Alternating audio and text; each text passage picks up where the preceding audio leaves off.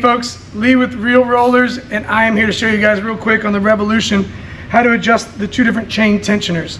Now one thing I want to show you, if you come in here close, I'm going to show you a good and a bad setup for the chain tensioner. Sorry about that, that's our doorbell, customer coming in. But if you look at this bottom one, you can see how the chain is running for the most part on the flat part of this ski. That's the goal.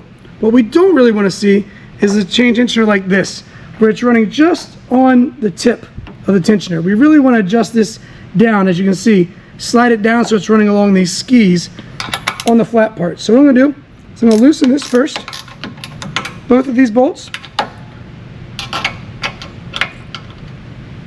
I'll loosen these up.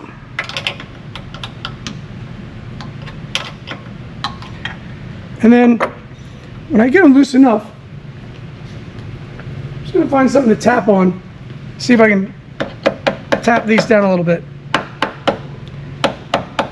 The goal again is I want this tensioner to be a little bit more flat up against this chain and not have so much of it on the tip. So now that I've got it kind of where I want it, and I maybe go a little bit lower actually.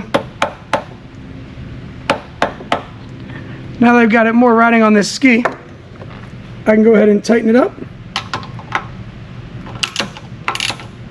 This is a 13 millimeter, or like I like to say, ½ inch, whatever's, they both fit. And then we'll tighten the top one.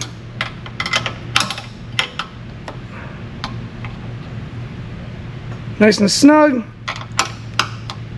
Nice and snug.